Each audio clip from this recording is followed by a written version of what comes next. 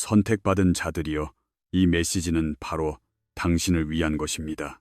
당신은 자신의 삶을 향한 신의 수호가 가진 힘을 진정으로 이해하고 있습니까? 당신을 해치기 위해 음모를 꾸미는 자는 그 누구도 신성한 정의의 손길에서 벗어날 수 없습니다. 그들은 치밀하게 책략을 세웠을지도 모릅니다. 성공의 문턱까지 갔을지도 모릅니다. 하지만 여기 진실이 있습니다. 그들의 실패는 운이 없어서가 아닙니다.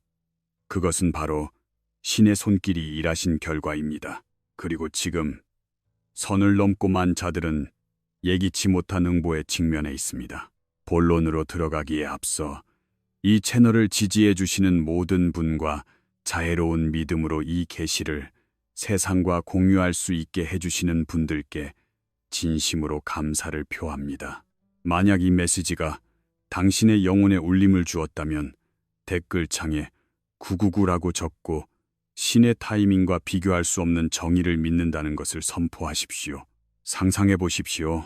원수가 당신의 길에 구덩이를 파고 돌을 굴리려고 필사적으로 움직이는 동안 그들은 자신들이 파멸할 무대를 스스로 준비하고 있다는 사실을 깨닫지 못했습니다.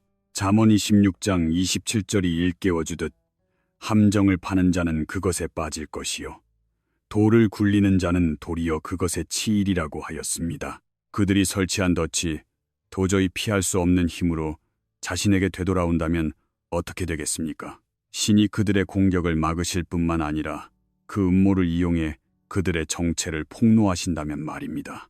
심판의 때는 지금 여기 와 있습니다. 어떤 이에게 그것은 영적인 심판이며 또 어떤 이에게는 현실적인 심판입니다. 감옥, 추락한 명성, 그리고 대중 앞에서의 지옥, 신은 그들이 몰락할 시나리오를 준비하셨습니다. 무엇보다 놀라운 것은 당신이 손가락 하나 까딱할 필요가 없었다는 점입니다. 하늘이 어떻게 이토록 신속하고 깊게 정의를 집행하여 원수들을 떨게 만드는지 그 진실을 파헤칠 준비가 되셨습니까? 이 부정할 수 없는 진실 속으로 깊이 들어가 보겠습니다.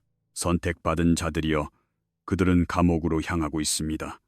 그들은 당신의 생명을 빼앗으려 했으나 실패했고 이제 신께서 그들의 생사를 주관하고 계십니다. 첫 번째, 힘의 오판입니다. 당신은 주변 상황이 자신에게 불리하다고 느낀 적이 없습니까? 영향력이나 자원, 권력을 가진 사람들이 당신의 실패를 바라며 집요하게 움직이고 있다고 느낀 적은 없습니까? 그럼에도 불구하고 당신은 지금 굳건히 서 있습니다. 당신을 짓누르려는 온갖 책략 속에서도 당신은 보호받고 있습니다. 왜 그런지 생각해 본 적이 있습니까? 그것은 운이 아닙니다. 우연도 아닙니다. 당신이 선택받은 자이기 때문입니다. 선택받은 자라는 것은 단순한 칭호가 아닙니다. 그것은 보이지 않는 방패가 따르는 신성한 소명입니다. 어둠의 세력조차 그 앞에서는 벌벌 떨 정도의 강력한 보호입니다. 하지만 여기에 함정이 있습니다. 당신의 원수들에게는 그것이 보이지 않습니다. 그들은 당신을 보고 연약하며 쉽게 파괴할 수 있는 존재라고 착각합니다.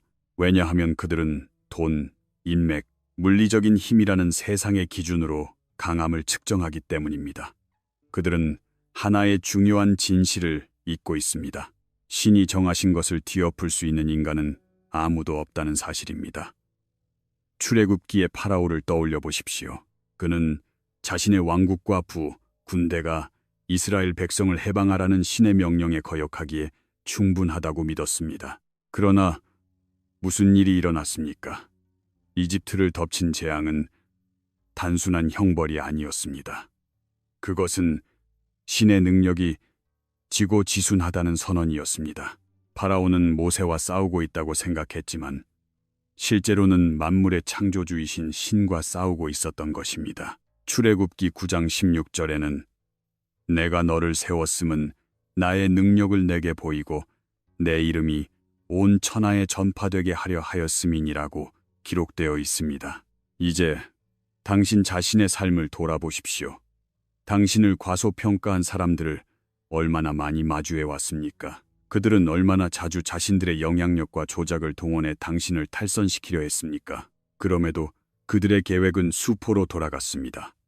왜냐하면 당신의 싸움은 세상의 무기로 싸우는 것이 아니기 때문입니다.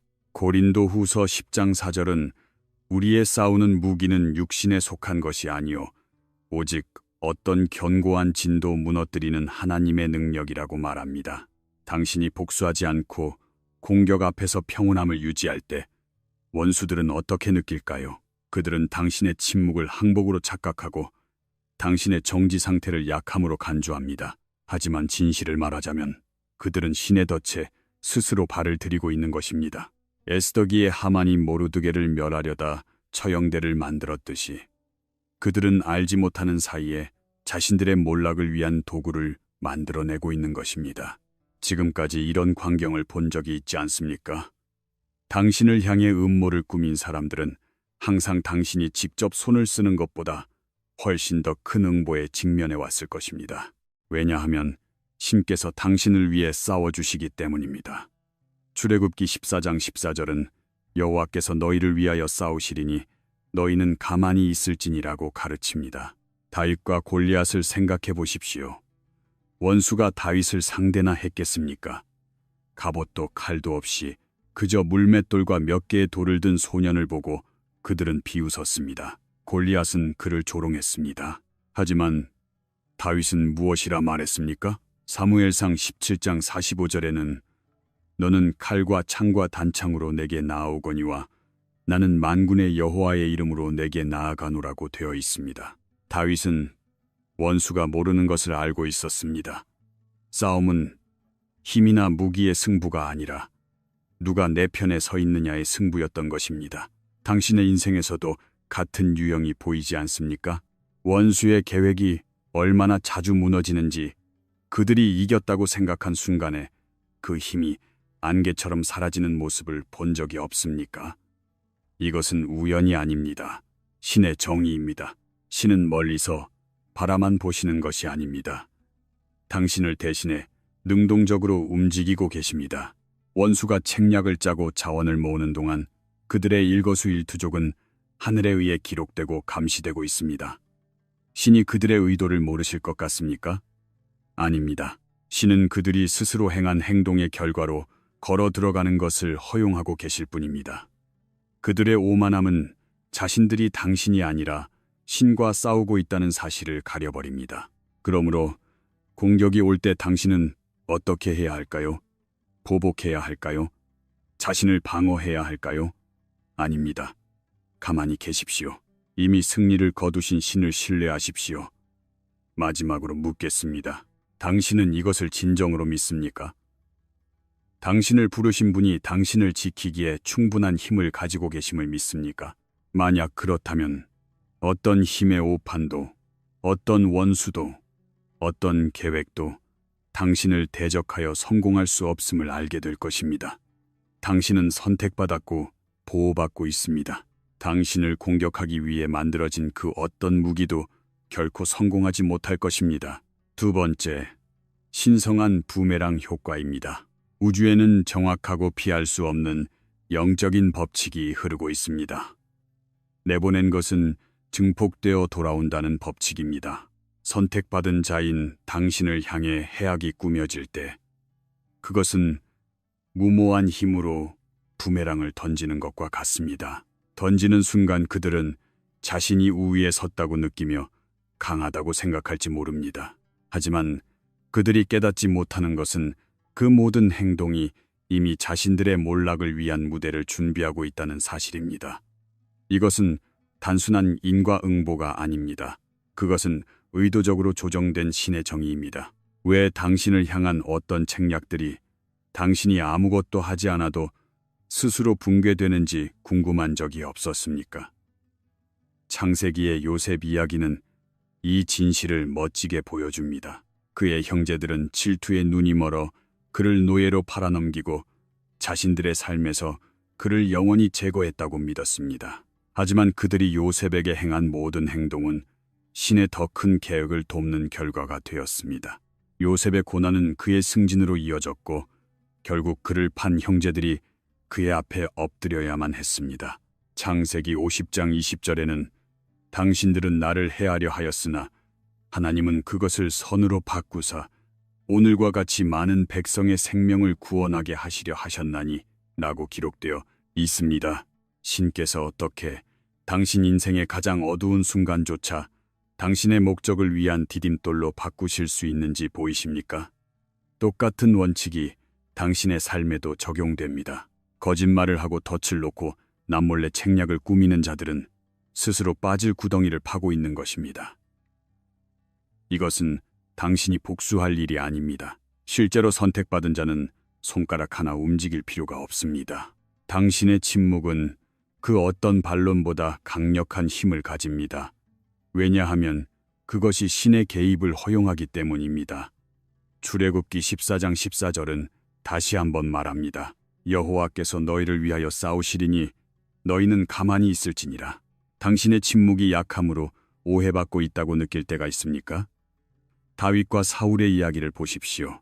집요하게 쫓기고 부당한 대우를 받으면서도 다윗은 반격할 기회가 왔을 때 결코 손을 대지 않았습니다. 그는 복수가 신의 영역임을 이해하고 있었습니다. 로마서 12장 19절은 내 사랑하는 자들아 너희가 친히 원수를 갚지 말고 하나님의 진노하심에 맡기라 기록되었으되 원수 갚는 것이 내게 있으니 내가 갚으리라고 주께서 말씀하시니라 고 전합니다.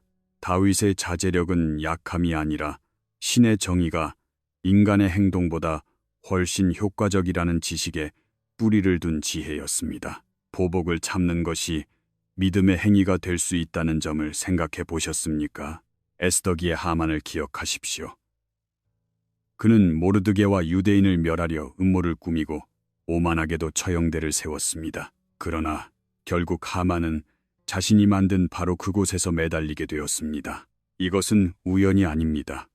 신의 정의가 가진 정밀함입니다. 자신에게 가해진 해악이 그것을 꾸민 본인에게 되돌아간 순간을 당신의 삶에서 떠올릴 수 있습니까? 부메랑이 돌아올 때 그것은 의도된 해악만을 가져오는 것이 아닙니다. 그것은 증폭되어 돌아옵니다. 그것은 그들이 가장 취약한 곳을 직격합니다. 그들의 명성, 인간관계, 야망 혹은 자유 그 자체를 말입니다. 그들의 혼란과 절망은 그들이 이해할 수 없는 숭고한 계획의 결과입니다. 당신을 향한 모든 책략이 이미 신의 감시 아래 있다는 사실을 아는 것이 평안을 주지 않습니까? 그들의 계획이 풀려가는 동안 선택받은 자인 당신은 계속해서 상승합니다. 당신을 상처 입히려는 모든 시도는 신이 당신의 삶에 준비하신 목적지로 당신을 밀어줄 뿐입니다. 그들이 강하게 밀어붙일수록 그들 자신의 몰락은 가속화됩니다. 이것이 바로 침묵이 종종 가장 강력한 반응이 되는 이유입니다. 그것은 수동적인 것이 아니라 신뢰하는 것입니다. 당신을 부르신 분이 당신을 지키시는 분이기도 하다는 신뢰 말입니다. 만약 현재의 시련이 신이 이미 정해두신 승리를 위한 준비라면 어떻겠습니까? 교훈은 부정할 수 없습니다. 신의 보호 아래 있는 누군가를 파괴하려는 자는 결국 자신에 대한 파괴를 시작하는 셈입니다. 그들이 내보낸 것은 항상 증폭되어 피할 수 없는 형태로 되돌아옵니다. 그러므로 굳건히 서십시오. 당신의 평안을 흔들지 마십시오. 당신을 공격하기 위해 만들어진 어떤 무기도 성공하지 못할 것임을 믿으십시오. 당신은 선택받은 자이며 신의 정의로운 손길 아래 당신을 향한 어떤 음모도 승리하지 못할 것입니다. 세 번째, 오만이 곧 그들의 파멸입니다. 오만함이 얼마나 자주 사람을 파멸의 길로 인도하는지 알고 계십니까?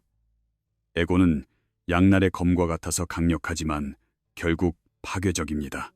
선택받은 자에게, 맞서는 자들에게 그들의 에고는 가장 큰 약점이 됩니다. 그들은 자신들의 권력이나 지위, 인맥이 자신들을 건드릴 수 없는 존재로 만들었다는 환상 속에서 움직입니다. 이 부풀려진 자신감이 결코 넘어서는 안 될 선을 넘게 만듭니다. 잠언 16장 18절은 교만은 패망의 선봉이요 거만한 마음은 넘어짐의 앞잡이니라고 말합니다. 왜 그들은 자신들이 무적이라고 느끼는 것일까요?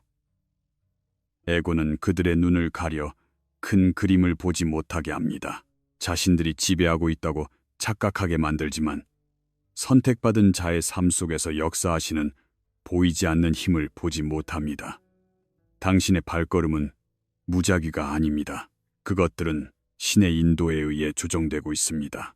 고통이나 취약한 순간조차 당신은 더 큰 무언가를 위해 배치된 것입니다. 하지만 원수에게는 그것이 보이지 않습니다. 그들은 당신의 고난을 약함의 징조로 해석하고 쉬운 표적이라 단정짓습니다. 파라오의 오만함을 떠올려 보십시오. 그의 에고는 자신이 신에게 대항할 수 있다고 믿게 했습니다. 재앙으로 인해 이집트가 무너져 가는 중에도 거부할 때마다 그의 몰락은 빨라졌습니다. 그가 흔들림 없다고 믿었던 권력은 신의 손길이 움직임에 따라 하나씩 벗겨져 나갔습니다. 이것이 에고의 덫입니다. 현실을 직시하지 못하게 하고 도를 넘는 행동을 하게 만드는 것입니다.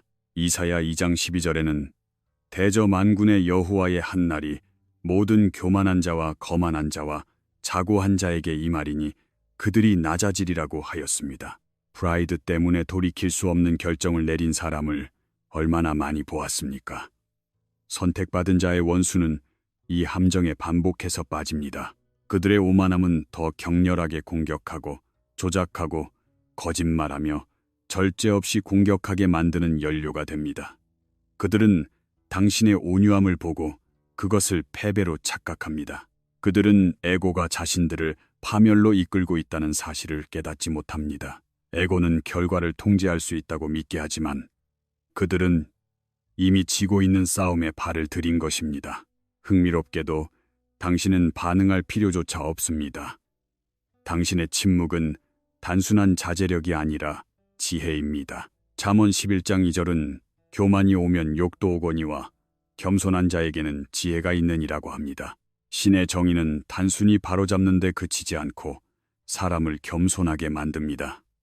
그리고 그것이 움직일 때 원수의 모든 토대를 해체합니다. 시편 147편 6절은 여호와께서 겸손한 자들은 붙드시고 악인들은 땅에 엎드러뜨리시는도다 라고 노래합니다. 그렇다면 그들이 의존했던 힘이 사라졌을 때 무슨 일이 일어날까요? 신뢰했던 동료들이 그들을 버릴 때 정교하게 만들어온 이미지가 스스로의 오만함의 무게로 무너지기 시작할 때 그 아이러니는 부정할 수 없습니다. 그들은 에고가 자신을 강하게 만든다고 믿었지만 실제로는 그것이 자신을 약하게 만들고 있었던 것입니다. 다윗을 압도적인 체구와 힘으로 조롱하며 서 있던 골리앗을 생각해 보십시오. 그의 자신감은 자신의 패배가 이미 결정되었다는 사실에 눈을 멀게 했습니다. 골리앗은 단순한 돌멩이에 쓰러진 것이 아닙니다. 그는 다윗을 통해 역사하시는 신의 능력을 과소평가할 만큼 어리석었던 스스로의 에고에 의해 쓰러진 것입니다. 야고보서 4장 6절은 하나님이 교만한 자를 물리치시고 겸손한 자에게 은혜를 주신다고 밝히고 있습니다. 결국 원수는 부서지고 자신의 힘이라 믿었던 것이 몰락의 가장 큰 원인이었음을 깨닫게 됩니다. 에고는 그들을 무적으로 만든 것이 아니라 무모하게 만들었습니다. 그동안 당신은 선택받은 자로서 그들의 실패한 책략의 잿더미 속에서 일어나 흔들림 없이 계속 걸어갑니다. 시편 112편 6절은 그는 영원히 흔들리지 아니하며 의인은 영원히 기억되리로다 라고 말합니다. 반격할 필요가 없다는 사실이 평안을 주지 않습니까? 그들이 당신을 해치기 위해 의존하는 바로 그것이 그들 자신의 파멸의 씨앗입니다. 오만함이 곧 그들의 몰락이며 신의 정의는 어떤 오만함도 당신의 삶을 향한 소명과 보호를 이길 수 없음을 보장합니다.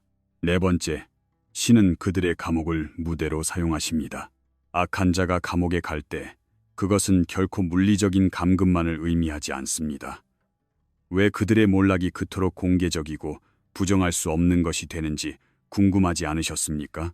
그것은 그 독방이 단순한 결과가 아니라 하나의 무대이기 때문입니다. 교만한 자를 낮추고 책임을 묻는 신의 독보적인 능력을 보여주기 위한 신성한 플랫폼입니다.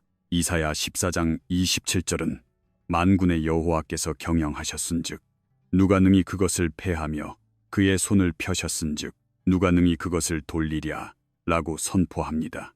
평생을 거짓과 조작, 억압 속에서 살아온 사람들에게 감금은 거울이 됩니다.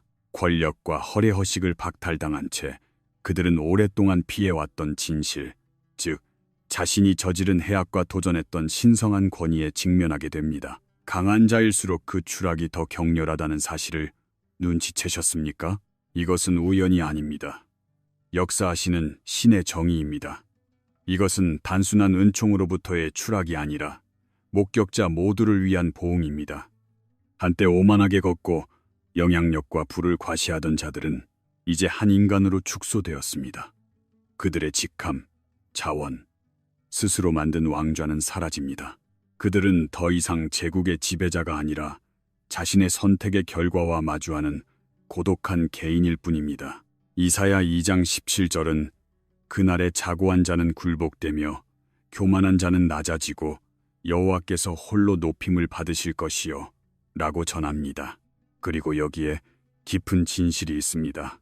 신은 이 과정을 숨기지 않으십니다. 그들의 투옥은 공개적인 교훈이 되며 신의 권위에 도전하고 선택받은 자를 대적하는 자에게 어떤 일이 일어나는지 강력하게 일깨워주는 계기가 됩니다. 마치 신께서 그들의 몰락을 이용해 메시지를 보내시는 것과 같습니다.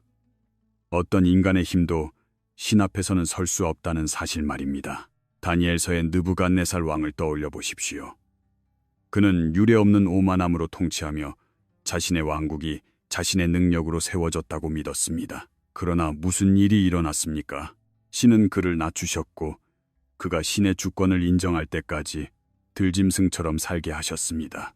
다니엘 4장 32절은 지극히 높으신 이가 사람의 나라를 다스리시며 자기의 뜻대로 그것을 누구에게든지 주시는 줄을 알기까지 이르리라고 기록합니다. 악한 자가 갇혀 있는 동안 그들의 내면적인 갈등은 가장 큰 형벌이 됩니다. 죄책감, 후회, 그리고 자신의 행동이 주는 무게감이 그들을 갉아먹습니다. 그들은 더 이상 지배라는 환상에 눈이 멀지 않으며 자신의 선택이라는 현실에 직면합니다. 이것이 당신을 대적하는 자들의 삶에 어떻게 울려 퍼지는지 보이십니까? 그들의 몰락은 단순한 물리적인 것이 아닙니다. 그것은 영적이고 감정적이며 깊이 개인적인 것입니다. 그 사이 그들이 파괴하려 했던 선택받은 자는 계속해서 상승합니다. 당신은 신의 보호 아래 온전하며 신의 정의가 실지하고 피할 수 없음을 모든 이에게 증명합니다. 시편 28편 7절은 여호와는 나의 힘과 나의 방패시니 내 마음이 그를 의지하여 도움을 얻었도다 라고 노래합니다. 더욱 인상적인 것은 그들의 추락이 세상에 주는 교훈입니다. 감옥은 단순한 독방이 아닙니다. 그것은 신께서 대담한 선언을 하시는 무대입니다. 갈라디아서 6장 7절은 스스로 속이지 말라. 하나님은 업신여김을 받지 아니하시나니 사람이 무엇으로 힘든지 그대로 거두리라고 경고합니다. 그러므로 그들이 자신의 실패와 씨름하며 제국이 무너지는 것을 지켜보는 동안 당신은 목적을 가지고 계속 나아가십시오. 그들의 오만함은 그들 자신의 파괴를 부르는 촉매가 되었고 그 몰락은 선택받은 자에게 도전하려는 모든 이에게 경고가 됩니다. 어떤 인간의 힘도 책략도 억압도 신의 정의에 대항할 수 없음을 아는 것이 평안을 주지 않습니까? 감옥은 단순한 처벌이 아닙니다. 그것은 신의 정의가 지고지순하다는 신성한 선언입니다. 5번째, 실패한 암살 계획입니다. 사람들이 선택받은 자를 파괴하려 할 때 그들은 완전한 파멸을 노립니다. 단순히 불편을 주거나 작은 장애물을 만드는 것에 만족하지 않습니다. 그들은 당신의 정신을 꺾고 평화를 깨뜨리며 당신의 인생을 폐허로 만들기를 원합니다. 하지만 그들이 이해하지 못하는 것이 있습니다. 신께서 선택하신 것은 결코 파괴될 수 없다는 사실입니다. 시편 27편 1절은 여호와는 나의 빛이요 나의 구원이시니 내가 누구를 두려워하리요 여호와는 내 생명의 능력이시니 내가 누구를 무서워하리요 라고 선포합니다. 당신을 무너뜨리기 위한 모든 책략, 정교한 덫, 계산된 시도들은 시작되기도 전에 실패할 운명에 처해 있습니다. 왜냐하면 선택받은 자는 신성한 방패를 가지고 있으며 그것은 단순히 방어할 뿐만 아니라 해를 끼치려는 자에게 능동적으로 작용하기 때문입니다. 사자굴에 던져진 다니엘의 이야기를 기억하십시오. 원수들은 그를 굶주린 사자들 속에 던져 넣으면 확실히 파괴할 수 있을 것이라 믿고 공모했습니다. 그러나 무슨 일이 일어났습니까? 신의 보호가 그와 함께했기에 사자 중 단 한 마리도 그를 건드리지 못했습니다. 다니엘을 함정에 빠뜨리려던 덫은 그대로 그를 모함한 자들의 파멸의 장소가 되었습니다.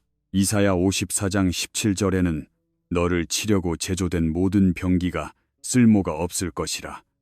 재판 때에 일어나 너를 대적하여 송사하는 모든 혀는 내게 정죄를 당하리니 라고 기록되어 있습니다. 이 신성한 방패의 아름다움은 원수의 계획을 그들 자신의 몰락으로 바꾸어 버린다는 점에 있습니다. 그들의 거짓말은 폭로되고 동맹은 무너지며 전략은 스스로의 무게에 눌려 붕괴됩니다. 그것은 단순한 실패가 아니라 신의 개입입니다. 당신을 향했던 무기 자체가 그들의 파괴 도구가 되는 것입니다. 신의 보호가 얼마나 수월하게 작동하는지 눈치채셨습니까? 원수는 에너지와 시간, 자원을 계획에 쏟아붓습니다. 하지만 결국 그들은 모든 것이 무너져 내리는 것을 지켜볼 뿐입니다. 자신들의 힘이 당신의 삶을 향한 신의 계획 앞에서는 무력하다는 것을 깨달았을 때 그들이 느낄 좌절감을 상상해 보십시오.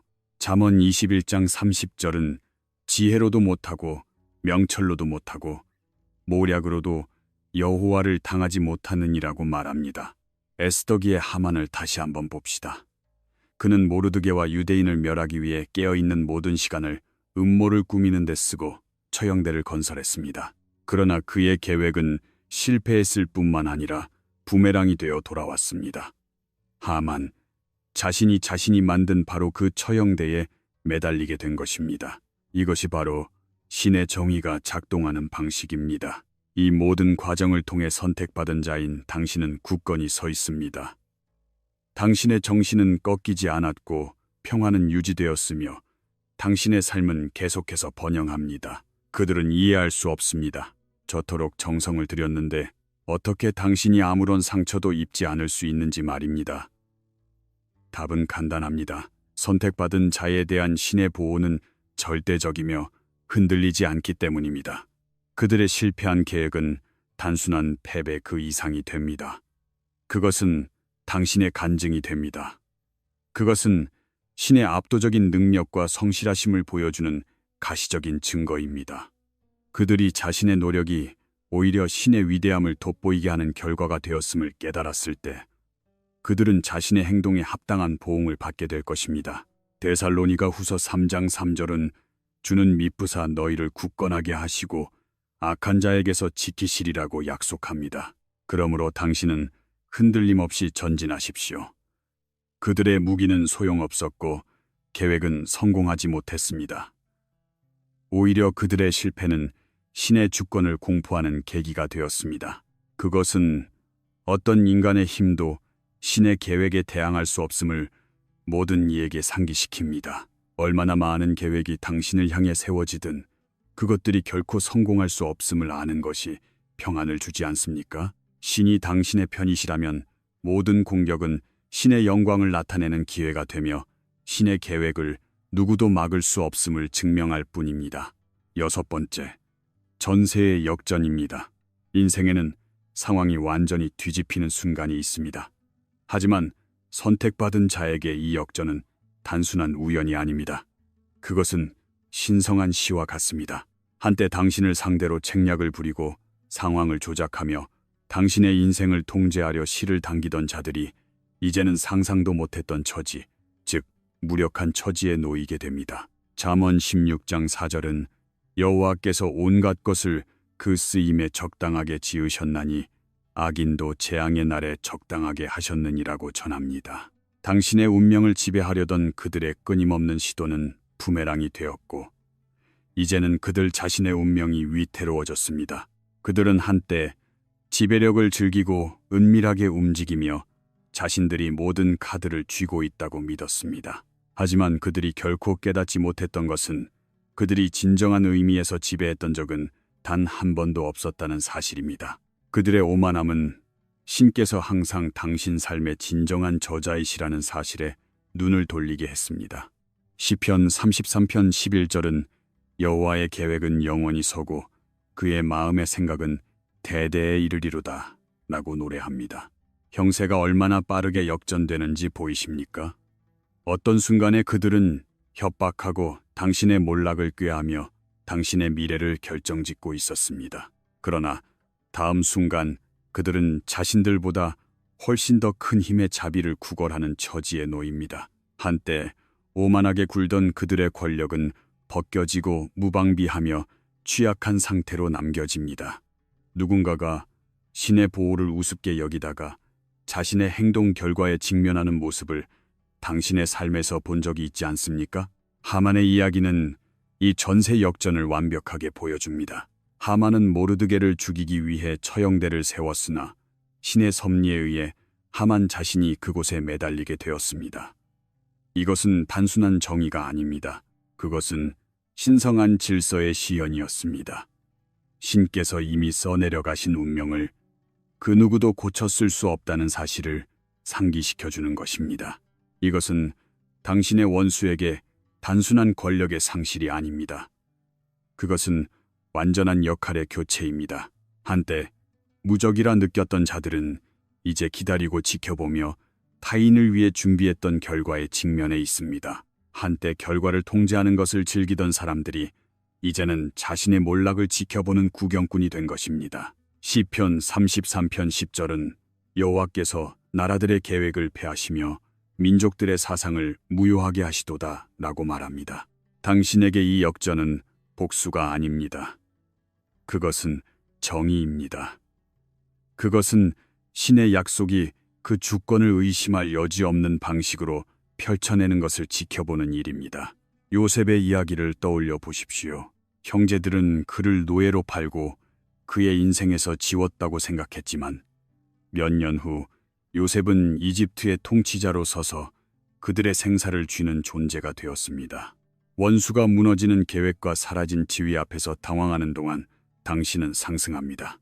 그들이 당신의 목적을 부정하려던 시도는 신이 당신을 위해 설계하신 소명으로 당신을 더 세게 밀어붙일 뿐입니다. 그들의 행동이 정해진 미래를 막지 못했다는 사실을 아는 것이 얼마나 힘이 됩니까? 시편 37편 23절과 24절은 여호와께서 사람의 걸음을 정하시고 그의 길을 기뻐하시나니 그는 넘어지나 아주 엎드러지지 아니함은 여호와께서 그의 손으로 붙드심이로다 라고 약속합니다. 이것은 우연이 아닙니다. 신성한 질서입니다. 역할은 바뀌었고 메시지는 분명합니다. 선택받은 자는 결코 원수의 자비 아래 있지 않습니다. 오히려 원수 쪽이 신의 정의가 가진 막강한 힘을 가르치기 위한 본보기가 되는 것입니다. 그러므로 그들이 자신의 계획이 무너지는 것을 무력하게 지켜보는 동안 용기를 내십시오. 그들의 몰락은 당신의 힘에 의한 것이 아니라 신의 주권에 의한 것입니다. 전세의 역전은 신의 성실하심에 대한 증거이며 신이 정하신 것을 아무도 뒤엎을 수 없음을 상기시켜 주는 것입니다. 7번째, 신의 침묵은 전략입니다. 간절히 기도하고 개입을 요청했으나 침묵에 휩싸인 적이 없습니까? 원수는 시끄럽고 집요하게 다가오는데 하늘은 고요할 때 불안해지기 마련입니다. 신께서 나의 부르짖음을 무시하시는 것이 아닌가 의심하고 싶어질 때도 있습니다. 하지만 진실은 이렇습니다. 신의 침묵은 결코 아무것도 하지 않음의 표시가 아닙니다. 그것은 전략입니다. 시편 37편 7절은 여호와 앞에 잠잠하고 참고 기다리라. 자기 길이 형통하며 악한 꾀를 이루는 자 때문에 불평하지 말지어다 라고 권면합니다. 신께서 침묵하실 때 신은 부재하신 것이 아닙니다. 신은 관찰하고 계십니다. 모든 음모, 모든 거짓말, 모든 공격이 신성한 정밀함으로 기록되고 있습니다. 신의 침묵은 태만이 아닙니다. 그것은 준비입니다. 즉각 반응하는 것보다 훨씬 더 놀라운 것, 즉 완벽하고 부정할 수 없는 정의의 실현을 위한 무대를 준비하고 계시는 것입니다. 십자가에 못 박히기 전 예수님의 이야기를 떠올려 보십시오. 거짓된 고발을 당하고 조롱받으실 때 예수님은 자신을 변호하지 않으셨습니다. 그 침묵은 약함이 아니었습니다. 그것은 전략이었습니다.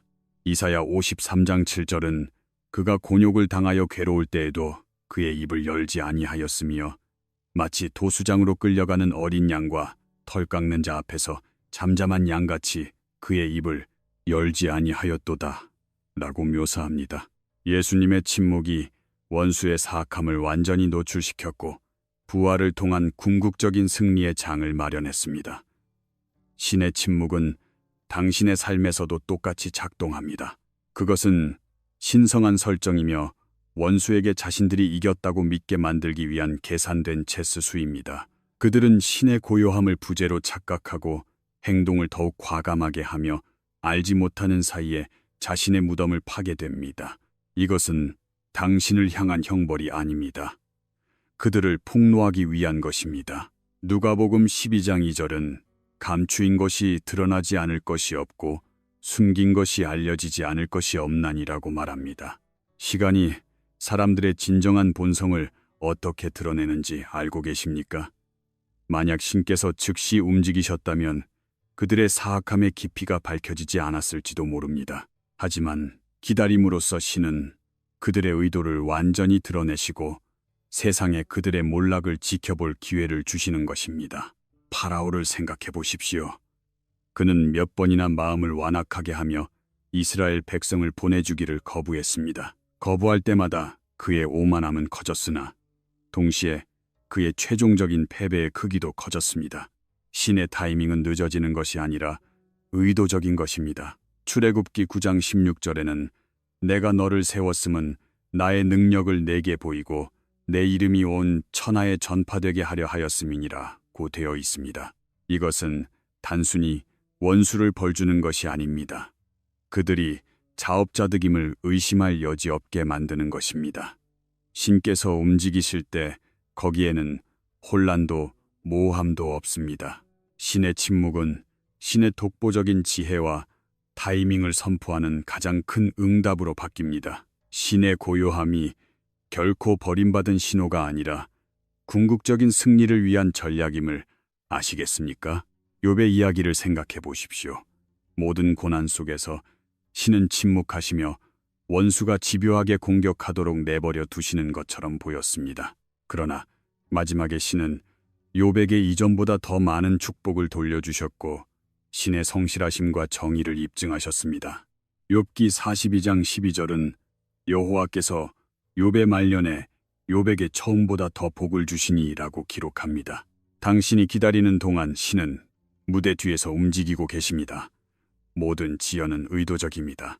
모든 침묵의 순간은 당신의 승리를 위해 모든 것을 완벽하게 조율하는 계획의 일부입니다.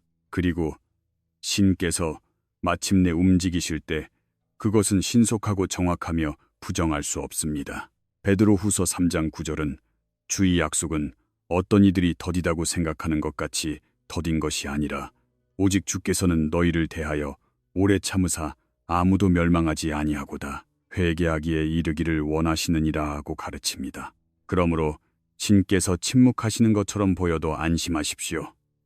신은 지켜보고 기다리며 당신이 상상하지 못한 큰 승리를 위해 무대를 준비하고 계십니다. 신의 침묵은 신의 손길이 없는 것이 아니라 신의 전략이 빛나고 있는 순간입니다. 8번째, 생명대유산입니다. 당신의 원수는 당신을 파괴하는 것이 궁극적인 승리가 될 것이라 생각했습니다. 그들은 단순히 당신의 평화를 방해하거나 진보를 막으려 한 것이 아니라 당신의 존재 자체를 지워버리려 했습니다. 하지만 여기에 아이러니가 있습니다. 당신을 없애려 집착하는 나머지 그들은 더 소중한 것, 즉 자신들의 유산을 파괴해버렸습니다. 잠언 26장 27절은 함정을 파는 자는 그것에 빠질 것이요 돌을 굴리는 자는 도리어 그것에 치이리라고 경고합니다. 그들이 당신에게 보낸 모든 악의와 책략, 중상모략의 말들은 그들 자신의 몰락의 씨앗이 되었습니다. 그들이 당신을 끌어내리려 뼈를 깎는 노력을 하는 동안 그들은 알지 못하는 사이에 수치와 불명예라는 자신들의 평판을 쌓아버린 것입니다. 그들이 예상치 못했던 것은 당신의 회복력이었습니다. 당신은 그들의 공격 속에서 단지 살아남은 것이 아니라 오히려 번영했습니다. 당신을 공격하기 위해 만들어진 그 무기 자체가 당신의 간증의 도구가 될 때 신의 보호가 가진 힘의 크기를 증명하는 것이 아니겠습니까? 창세기의 요셉 이야기는 이 진실을 전해줍니다. 질투에 사로잡힌 형제들은 그를 팔고 그의 꿈과 미래를 없앴다고 믿었습니다. 그러나 신에게는 다른 계획이 있었습니다. 요셉의 삶은 승리의 유산이 되었고 형제들은 자신들의 행위에 대한 수치심에 고통받아야 했습니다. 창세기 50장 20절은 말합니다. 당신들은 나를 해하려 하였으나 하나님은 그것을 선으로 바꾸사 오늘과 같이 많은 백성의 생명을 구원하게 하시려 하셨나니 당신의 원수도 다르지 않습니다.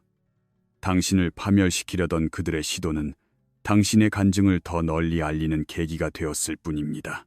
그들이 악행으로만 기억되며 어둠 속으로 사라지는 동안 당신의 삶은 희망과 승리의 빛이 됩니다. 그들은 당신의 이야기를 침묵시키려 했으나 결과적으로 그것을 더 크게 만들었을 뿐입니다.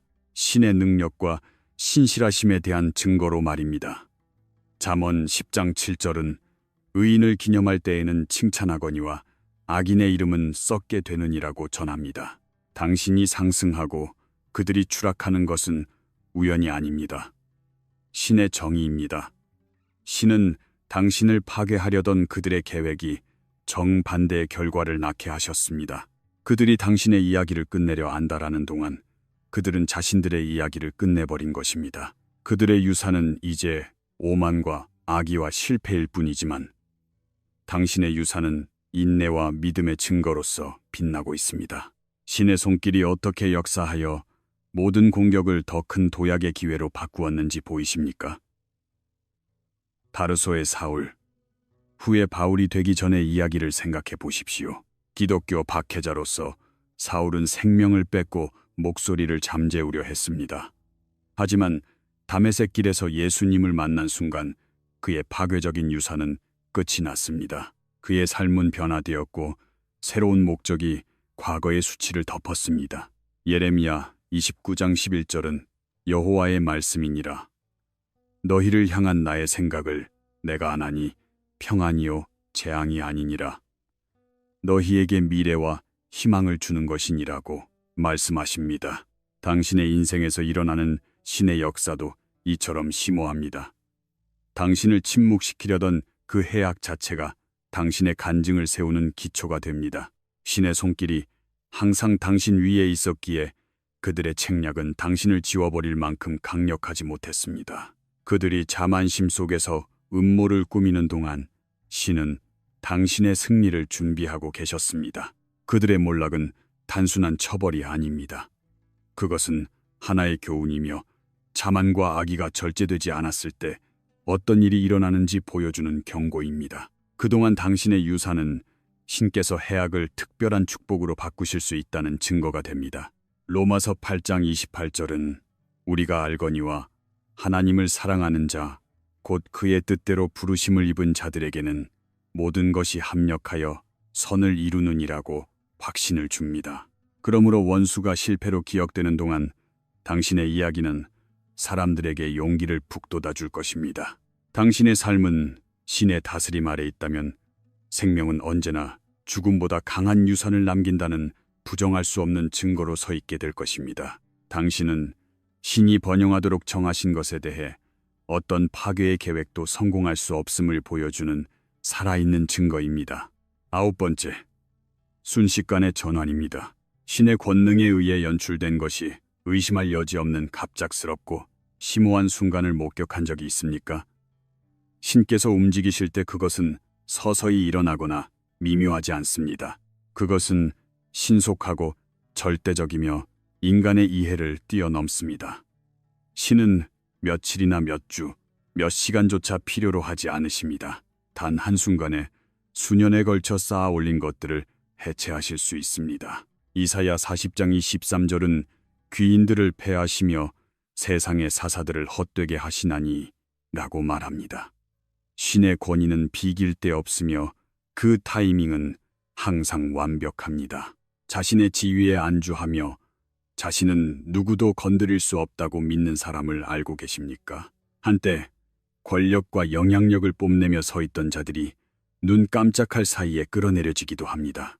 이 순식간의 전환은 신의 정의가 가진 예측 불가능성을 드러냅니다. 선택받은 자의 원수는 일시적인 성공을 영원한 것으로 착각하고 자신의 지위에 안주하기 쉽습니다. 자신들의 책략이나 조작, 오만함이 결과로부터 자신을 지켜줄 것이라 믿는 것입니다.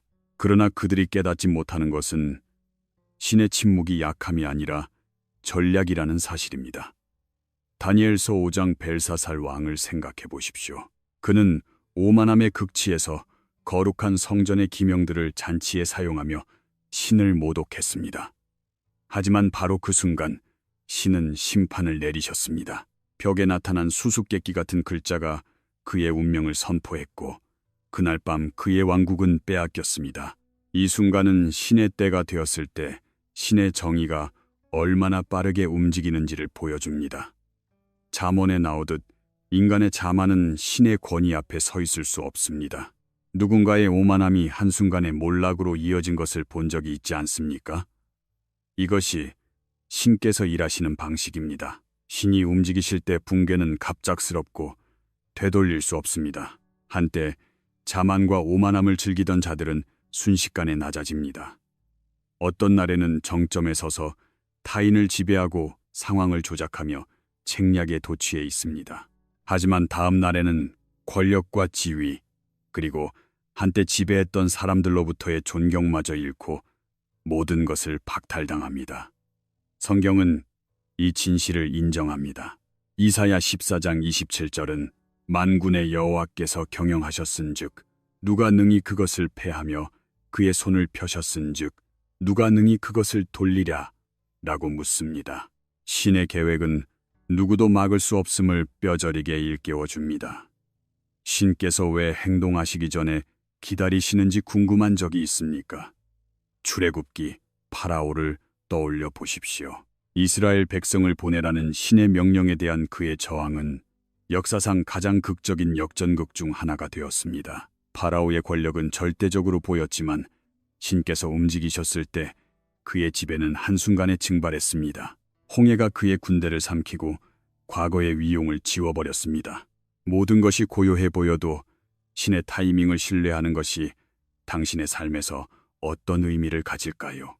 선택받은 자의 원수에게 이 순식간의 전환은 겸허한 응보가 됩니다. 그들의 몰락은 신의 독보적인 능력과 타이밍의 증거가 되는 것입니다. 그리고 그들이 의존했던 모든 것이 무너지는 것을 목격하는 동안 선택받은 자는 신성한 보호 속에 굳건히 서 있게 됩니다. 히브리서 12장 26절은 내가 또 한 번 땅만 아니라 하늘도 진동하리라고 말씀하십니다. 신께서 움직이실 때 그 행동은 물리적 영적 영역을 넘어 울려 퍼지며 신의 권위에 의문의 여지를 남기지 않습니다. 선택받은 자에게 이 순식간의 전환은 단순한 승리가 아닙니다. 그것은 간증입니다. 신의 정의가 실제할 뿐만 아니라 누구도 막을 수 없다는 증명입니다. 원수가 넘어질 때 그 몰락은 신의 주권을 만천하에 일깨워주는 계기가 됩니다. 어떤 인간의 계획도 신의 거룩한 뜻을 바꿀 수 없다는 선언입니다. 바울이 로마서 8장 31절에서 말했듯이 만일 하나님이 우리를 위하시면 누가 우리를 대적하리요? 라는 이 질문은 어떤 힘도 당신 삶을 향한 신의 계획을 방해할 수 없음을 강력하게 상기시켜 줍니다. 신의 손길이 아무도 예상치 못한 방식으로 상황을 당신에게 유리하게 바꾸는 것이 보이십니까? 전환이 일어날 때 그것은 부정할 수 없습니다. 그것은 세상을 신의 권능에 대한 경외심으로 채우고 당신을 신의 성실하심에 대한 산 증인으로 세웁니다. 그러므로 용기를 내십시오. 당신의 원수에게 신속한 정의를 가져오시는 바로 그 신께서 당신의 승리를 확고히 해주실 것입니다. 10번째, 영적 면역의 존재입니다. 선택받은 자가 다른 사람이라면 꺾이고 말 시련을 어떻게 견뎌내는지 궁금한 적이 없으셨습니까? 원수가 자신만만하게 계획을 세우고 책략을 부리는 동안 선택받은 자는 강인함을 유지하며 목적을 잃지 않고 서 있습니다. 이 회복력은 운이나 단순한 깡이 아닙니다. 그것은 신의 기름 부으심입니다. 데살로니가 후서 3장 3절은 주는 미쁘사 너희를 굳건하게 하시고 악한 자에게서 지키시리라고 약속하십니다. 선택받은 자의 생존은 그들 자신의 힘에 의한 것이 아닙니다. 그들 안에서 역사하시는 능력에 의한 것입니다. 다른 이들이 역경의 무게에 눌려 무너질 때 선택받은 자는 자신보다 훨씬 더 큰 근원에 의해 지탱됩니다. 이 영적 면역, 이 신성한 덮개는 원수들을 당황하게 만듭니다. 아무리 시도해도 책략은 실패하고 덫은 부메랑이 되며 그들을 파괴하려는 시도는 열매를 맺지 못합니다. 원수는 자신들의 노력이 왜 결실을 보지 못하는지 이해하지 못한 채 좌절감과 무력감에 빠집니다. 시편 다윗의 고백을 기억하십시오. 시편 28편 7절은 여호와는 나의 힘과 나의 방패시니 내 마음이 그를 의지하여 도움을 얻었도다. 그러므로 내 마음이 크게 기뻐하며 내 노래로 그를 찬양하리로다 라고 노래합니다. 이것이 선택받은 자의 비밀입니다. 그들의 강함은 자신의 것이 아니라 신으로부터 직접 오는 것입니다. 이 면역력은 선택받은 자가 고통이나 괴로움에서 완전히 면제된다는 뜻이 아닙니다. 그들도 다른 이들과 마찬가지로 어려움과 좌절, 고통스러운 순간을 마주합니다. 하지만 결정적인 차이가 있습니다. 그들은 결코 패배하지 않는다는 점입니다. 그들의 영혼은 온전한 상태로 남습니다. 왜냐하면 신의 보호가 최종적인 승리를 보장하고 있기 때문입니다. 이사야 54장 17절은 너를 치려고 제조된 모든 병기가 쓸모가 없을 것이라고 선언합니다. 노예로 팔리고 무고하게 투옥된 요셉을 생각해 보십시오. 누구의 눈에도 절망적으로 보였던 상황이었지만 요셉은 신성한 면역력을 가지고 있었습니다. 모든 좌절은 그를 목적지로 더 가깝게 이끌었고 모든 공격은 결국 실패했습니다. 그의 이야기는 선택받은 자가 단순히 보호받는 것을 넘어 시련을 통해 더 위대한 자리로 배치되고 있음을 가르쳐줍니다. 당신의 삶에서도 이것을 본 적이 있습니까? 공격이 왔을 때 그것이 당신을 부수는 것이 아니라 오히려 당신 안에 있는 신의 강인함을 드러내 주었던 순간을 말입니다. 선택받은 자의 원수가 쏟는 노력은 언제나 허사로 돌아갑니다. 거짓은 폭로되고 동맹은 무너지며 계획은 신성한 보호의 무게 아래 사라집니다. 그들은 지상의 어떤 힘도 신의 뜻을 뒤엎을 수 없음을 깨닫게 됩니다. 시편 37편 23절과 24절은 여호와께서 사람의 걸음을 정하시고 그의 길을 기뻐하시나니 그는 넘어지나 아주 엎드러지지 아니함은 여호와께서 그의 손으로 붙드심이로다 라고 말씀하십니다. 이 영적 면역은 신의 기름 부으심이 가진 능력의 증거입니다. 선택받은 자는 신의 뜻이 누구에게도 방해받지 않는다는 사실을 보여주는 살아있는 증명입니다. 그들의 생존은 단순한 승리가 아닙니다. 신의 독보적인 주권에 대한 선포입니다. 신명기 20장 4절은 너희 하나님 여호와는 너희와 함께 행하시며 너희를 위하여 너희 적군과 싸우시고 구원하실 것이라고 약속하십니다. 원수가 선택받은 자의 흔들림 없는 모습을 볼 때 그것은 신의 권위를 겸허히 상기시켜주는 계기가 됩니다. 그들이 책략을 짜고 공격하며 파괴하려 할지라도 그 노력은 언제나 미치지 못합니다. 선택받은 자의 정신이 침범받지 않는 이유는 창조주 본인에 의해 지탱되고 있기 때문입니다.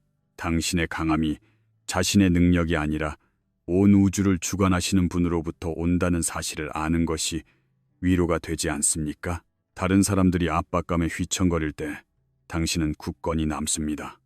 다른 이들이 압도당할 때 당신은 견뎌냅니다. 이것은 단순한 생존이 아닙니다. 영적 면역입니다. 그리고 선택받은 자는 결코 원수의 자비 아래 있지 않다는 증명입니다. 그들의 강함은 곧 신의 강함이며 어떤 힘도 그에 맞설 수 없습니다. 11번째, 감옥의 이중성인 물리적 그리고 영적인 면입니다. 감옥은 흔히 물리적인 형벌, 즉 자유를 박탈당하고 철창 안에 갇히는 장소로 여겨집니다.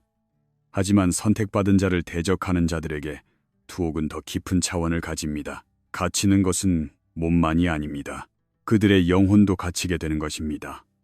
이사야 48장 22절은 여호와께서 말씀하시되 악인에게는 평강이 없다 하셨느니라고 전합니다. 당신의 원수는 물리적인 형벌을 받을 수 있지만 진정한 형벌은 더 깊은 곳에 있습니다. 벽이 물리적인 것뿐만 아니라 후회, 죄책감, 그리고 신께서 보호하시는 존재에게 도전하고 말았다는 압도적인 깨달음으로 이루어진 공간에 갇히는 것을 상상해 보십시오. 정적 속에서 그들은 부정해왔던 진실과 마주하게 됩니다. 모든 악의에 찬 행동, 이기적인 결정, 자만심에 가득 찬 책략들이 이제 자신을 향하게 되며 그 영적인 무게는 감당하기 어려운 것이 됩니다. 죄책감의 무게가 어떤 독방보다도 사람을 더 완벽하게 가두게 된다는 점을 생각해 보셨습니까? 이 영적인 투옥으로부터는 도망칠 곳이 없습니다. 어떤 돈이나 영향력, 권력도 자신의 양심이 주는 가책으로부터 그들을 해방할 수 없습니다. 그들은 고개를 높이 들고 아무렇지 않은 척 걸어 다닐지 모르나 내면은 이미 죄수입니다. 그들의 마음은 계속해서 잘못을 되새기며 수치와 후회의 굴레에 갇힙니다. 잠언 5장 22절은 악인은 자기의 악에 걸리며 그 죄의 줄에 매이나니 라고 경고합니다. 그 사이 그들이 파괴하려 했던 선택받은 자는 번영합니다. 공격 속에서도 그들의 삶은 상처 입지 않았고 영혼은 자유로우며 짐이 없습니다.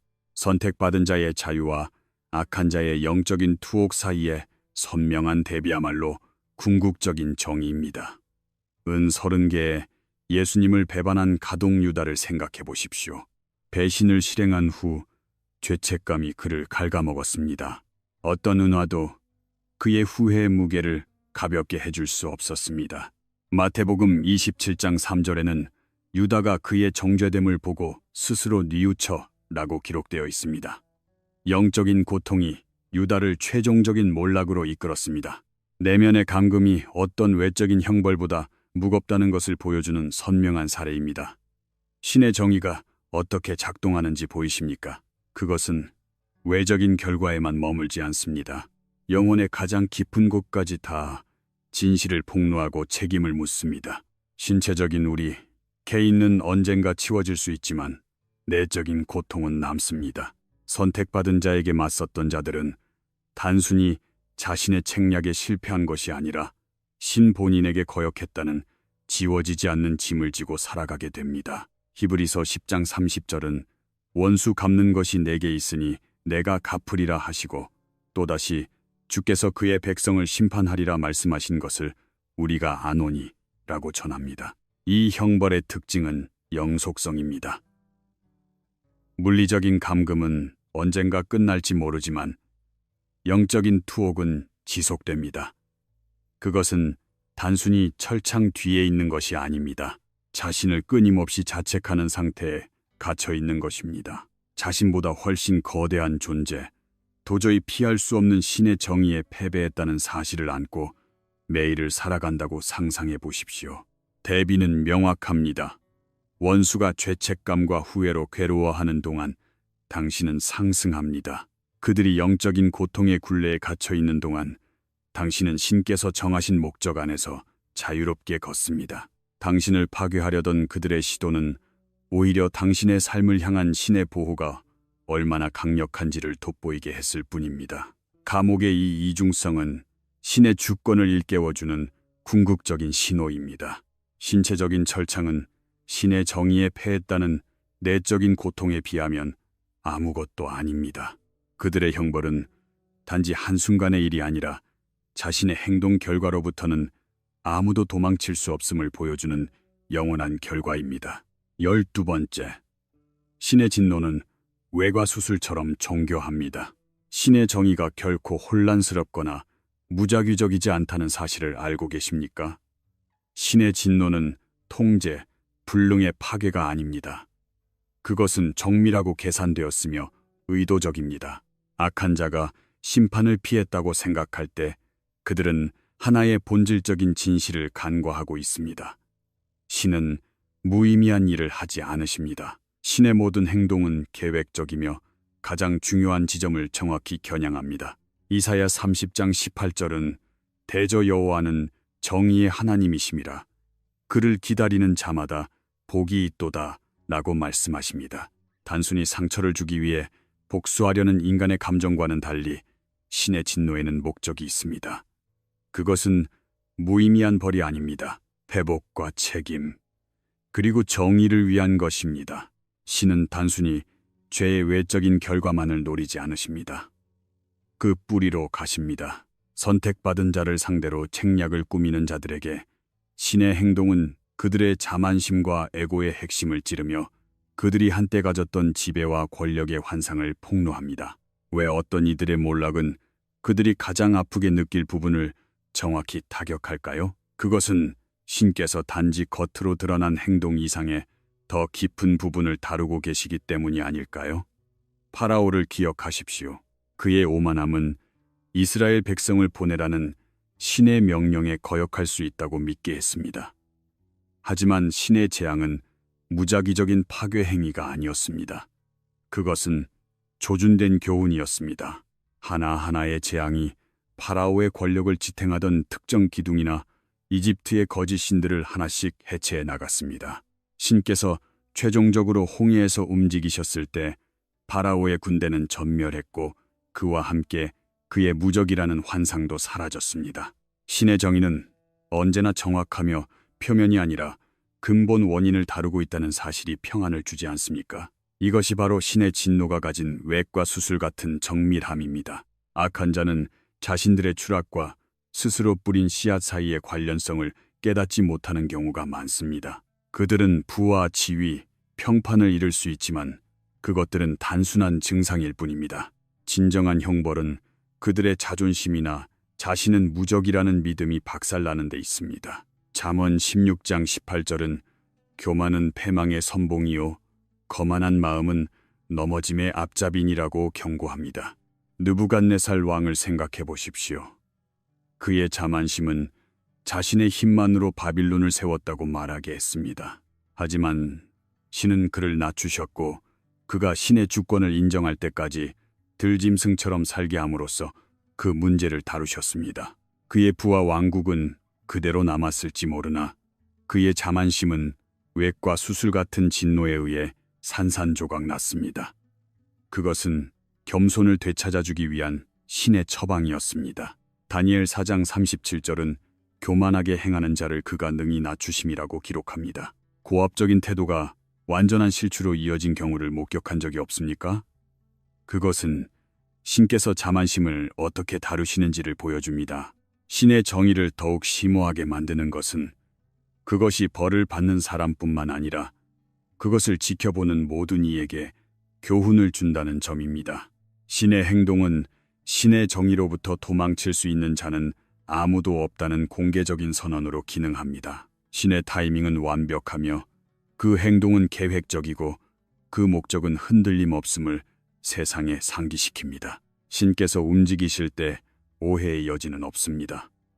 신의 진노는 단순히 파괴를 위한 파괴가 아닙니다. 그것은 균형을 되찾고 겸손을 가르치며 신의 독보적인 권위를 모든 이에게 상기시키기 위한 것입니다. 신의 정의가 단순히 벌 주는 것을 넘어 가르치고 바로잡기 위해 설계되었다는 점이 보이십니까? 교훈은 명확합니다. 신의 권위에 대항하여 그 응보를 피할 수 있는 자는 없습니다.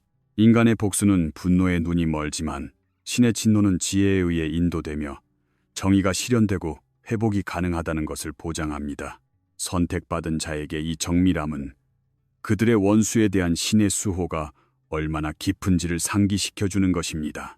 어떤 책략이나 힘도 신의 뜻에 맞설 수 없다는 부정할 수 없는 선언입니다. 갈라디아서 6장 7절은 하나님은 업신여김을 받지 아니하시나니 사람이 무엇으로 힘든지 그대로 거두리라고 말씀하십니다. 신의 진노는 항상 합당하며 항상 때에 맞고 항상 공정합니다. 그것은 문제의 핵심을 꿰뚫으며 신의 권위가 절대적임을 의심할 여지 없게 만듭니다. 악한 자가 낮아지고 그 자만심이 해체되는 동안 선택받은 자는 비상하며 그 간증은 신의 정의에 의해 더욱 힘을 얻게 됩니다. 인생이라는 거대한 테피스트리에서 모든 실은 목적을 가지고 신중하게 짜여 있으며 모든 행위는 선이든 악이든 그에 따른 결과를 지고 있습니다. 선택받은 자는 폭풍과 고난, 배신을 마주해도 굳건히 서 있습니다. 그 강인함은 자신의 힘이 아니라 지상의 어떤 힘보다 강력한 신성한 보호로부터 오기 때문입니다. 당신, 즉 선택받은 자를 향해 음모를 꾸미는 자들에게 그 어떤 전략이나 영향력, 기만도 신의 정의가 가진 가차없는 정밀함 앞에서는 버틸 수 없습니다. 신의 침묵은 부재가 아닙니다. 그것은 신의 전략입니다. 신의 목적 있고 정교한 진노는 악한 자의 자만과 오만을 해체하며 가장 깊은 차원에서 정의가 실현되도록 보장합니다. 상황은 언제나 역전됩니다. 선택받은 자의 원수는 잠시 자만하며 걸을지 모르나 응보의 시간은 피할 수 없습니다.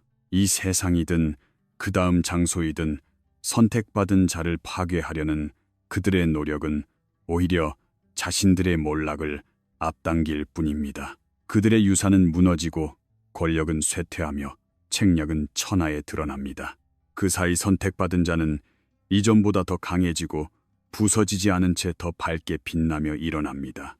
결국 승리하는 것은 원수의 힘이 아니라 신성한 보호와 정의의 무적의 능력입니다.